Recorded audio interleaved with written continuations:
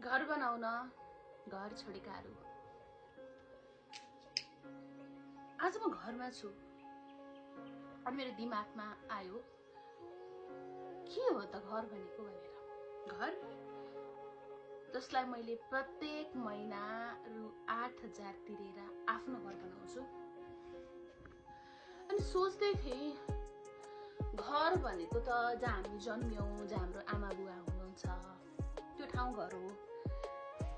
अनि फेरि सम्झिए दशैंमा तिहारमा घर जाँदाखेरि एक हप्ता भन्दा बढी भुइँ बित्तिकै के नपुगेको अथवा आफूलाई बिर्सिएको अथवा आफ्नो स्पेस नपाएको कसैले गर्दा हैन आफै भन्ने कुराहरू सम्झियो। अनि फेरि मेरो दिमागमा आयो के हो घर भनेको। काठमाडौँमा बस्यो एउटा सानो कोठा, ठूला सपनाहरू, 2-4 थान किताब, 2-4 बोट बिरुवा, एउटा सानो आफैले बनाएको भगवान, एउटा किचन, खाटमुनि फालिएका झोलाभित्र पोको पारिएका लुगाहरू।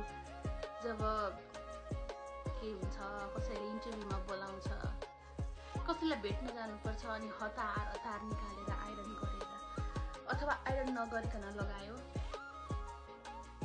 लुगा धुन लाग्यो, पानी हुँदैन।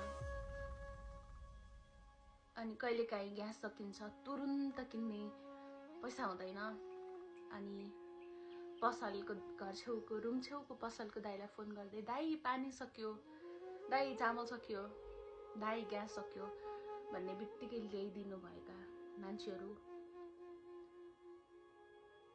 सायद हामीले यो सानो सहरबाट, सानो गाउँबाट आएर पनि हामी आफ्नो घर बनाइसकेछौँ थाहै नपाइकन, जो कहिल्यै आफ्नो हुँदैन। जो आफ्नो हुन्छ, जो आफ्नो हो त्यो पनि आफ्नो हुँदैन। अनि फेरि मनमा प्रश्न आयो घर बनाउन घर छोडेकाहरूको घर